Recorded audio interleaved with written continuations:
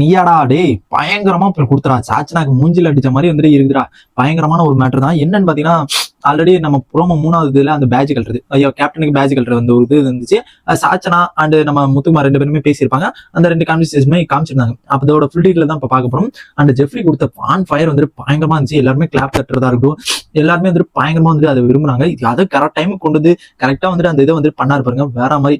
அதை பாக்குறவங்க நம்ம சேனல் புதுசா வந்து சப்ஸ்கிரைப் பண்ணி அந்த வீடியோக்கு லைக் பண்ணுங்க, எனக்கு ரொம்ப ரொம்ப ரொம்ப ரொம்ப ஹெல்ப்ஃபுல்லா இருக்கும். என்ன பாத்தீங்கன்னா, நம்ம வீடியோ ஒரு 20 பேர் தான் பாக்குறாங்க. அந்த 20 பேர் வந்து சப்ஸ்கிரைப் பண்ணி லைக் பண்ணா எனக்கு ரொம்ப ரொம்ப ஹாப்பியா இருக்கும் நான் நம்புறேன். மறக்காம அதை பண்ணிட்டு இந்த வீடியோ கண்டினியூ பண்ணுங்க. என்னன்னு பாத்தீங்கன்னா, ஒரு கேப்டன்சி டாஸ்க் வந்துட்டு எப்படி இருக்குன்னா, அவங்களுக்கு ஒரு வந்து லைஃப் டைம் பேட்ச் வந்து கொடுக்குறாங்க. அது 3 பேட்ச். அந்த 3 பேட்ச் எடுத்துட்டாங்கன்னா வந்துட்டு அந்த இது கேப்டன் வந்துட்டு தகுதி இல்லை அப்படிங்கிறது வந்துட்டு அக்யூரேட்டா தெரிஞ்சிடும். ஓகேங்களா? ஓகேங்களா? இந்த இது வந்து ஃபர்ஸ்ட் வந்து ஒரு காரணம் சொல்றாங்க. என்னன்னா, முத்துக்குமார் வந்து லைனுக்கு வந்து நாங்க இன்சார்ஜ் போட்டு நாங்க கேர்ள்ஸ் எல்லாம் வந்து அந்த ஒரு டாஸ்க்கு ஒத்துக்கிட்டாங்க. நீங்க வந்து என்ன பண்றீங்க அப்படிங்கிற மாதிரி வந்துட்டு நடுவில் வந்து குட்டையை கிளப்பிட்டு இருந்தீங்க, அதனால ஒரு காரணம். 2வது காரணம் என்னன்னு பாத்தீங்கன்னா, அருண் மார்க்கிங் பண்றான்னு சொல்லிட்டு கேப்டனே வந்து அந்த மாதிரி வந்து செஞ்சு காமிச்சது. அந்த மாதிரி அருண் மார்க்கிங் பண்ணது வந்து அது ரொம்ப அக்ரெசிவா இருந்துச்சு, ரொம்ப பர்சனல் அட்டாக் பண்ற மாதிரி இருந்துச்சு. அது பண்ணது வந்துட்டு கேப்டனுக்கு அதெல்லாம் பண்ணிருக்க கூடாது அப்படிங்கிறது வந்துட்டு என்னோட கருத்து. அதனால வந்து அந்த ஒரு பேட்சை நான் எடுக்கிறேன் அப்படிங்கறதுனால அந்த ஒரு பேட்ச் எடுத்துறாங்க. நெக்ஸ்ட் வந்துட்டு சாச்சனா வராங்க. சாச்சனாவும் வந்துட்டு என்னன்னா வந்துட்டு, நான் டாஸ்க் வச்சு பேசிட்டு இருந்தேன், நானும் ஜெஃப்ரி எல்லாம் பேசிட்டு இருந்தோம். அந்த டாஸ்க்கு நடுவுல வந்து போட்டு அவங்க வந்துட்டு ஏதோ பேசிட்டு இருக்காங்க, அவங்க நடுவுல வந்துட்டு பேசுறாங்க அப்படிங்கிற மாதிரி வந்துட்டு சொல்றாங்க.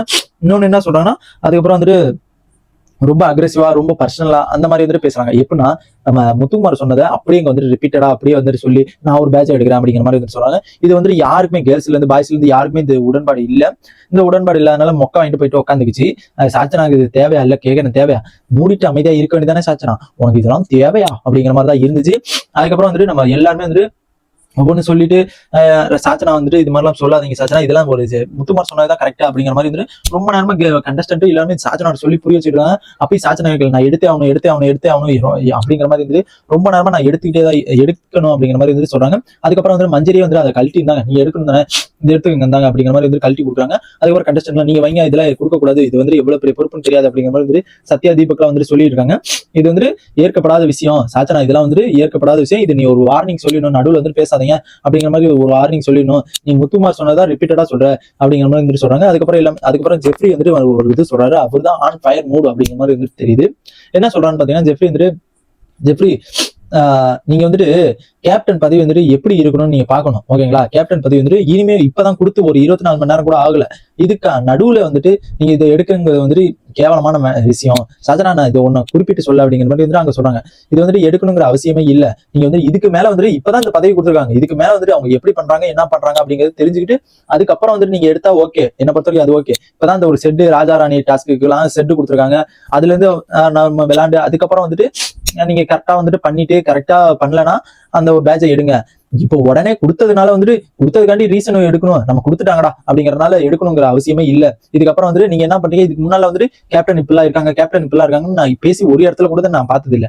இருந்தாலும் இந்த ஒரு பேட்ச் கொடுத்த உடனே வந்துட்டு இதை எடுக்கணுங்கிறது வந்துட்டு ஏற்கப்படாத விஷயம் அப்படிங்கிற மாதிரி வந்துட்டு சொல்றாங்க. இதுக்கு வந்துட்டு இன்னொரு மேட்டர் என்ன சொல்றாங்கன்னா, கேர்ள்ஸ் டீம் வந்துட்டு நீங்க தான் எல்லாமே சப்போர்ட் பண்ணணும், நீங்க தான் உங்க கூட சப்போர்ட் நிக்கணும், நீங்களே எடுக்கணும்னு நினைக்க கூடாது, நீங்களே வந்துட்டு உங்கள்ட்ட வந்து பறி போகணும், இந்த கேப்டன் வந்துட்டு இவங்க இருக்கக்கூடாது அப்படிங்கிறது கேர்ள்ஸையும் பார்த்து சொல்றாங்க. நெக்ஸ்ட் வந்துட்டு எல்லாருமே வந்துட்டு இங்கிட்டு சாய்வோம், அங்கிட்டு சாய்வோம், 2 பக்கமே தான் சாய்வோம். இது வந்துட்டு ஒரு ஃபீமேல் மேல் கேம் தான், ஆனா வந்துட்டு எங்கிட்டு சாயணுமோ நம்ம கரெக்டா சாஞ்சிக்கணும் அப்படிங்கிற மாதிரி வந்துட்டு அந்த ஒரு பாயிண்ட் வந்துட்டு தெளிவா வந்துட்டு சொல்லிட்டு எல்லாருமே கை தட்டுறாங்க.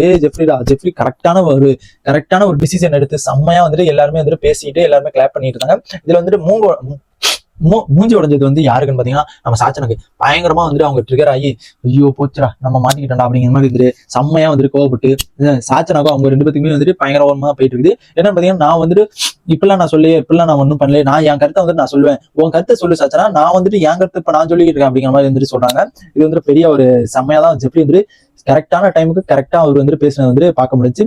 அண்ட் இந்த மாதிரி வந்துட்டு எல்லாமே வந்துட்டு சாச்சனா வந்துட்டு அப்படியே நான் ஆல்ரெடி சொல்லியிருந்தேன். என்ன சொல்லியிருந்தேன்னா பாத்தீங்கன்னா, எதுக்கா இருந்தா அடம்பிடிச்சிட்டு எதுக்கா இருந்தா முன்னாடி வந்துகிட்டே இருக்காங்க, எது என்ன நடக்குதுன்னு தெரியாம முன்னாடி வந்து மூக்க நடிச்சு பேசுவாங்க அப்படிங்கிற மாதிரி வந்துட்டு சொல்லியிருந்தேன். அது வந்துட்டு இந்த இதுல வந்துட்டு கண்டிப்பா தெரிஞ்சு போச்சு அப்படிங்கிறது நல்லாவே தெரியுது. அண்ட் இதை பத்தி சாச்சனா பத்தி உங்க ஒப்பீனியன் என்னங்கிறத மறக்காம கமெண்ட் பண்ணுங்க.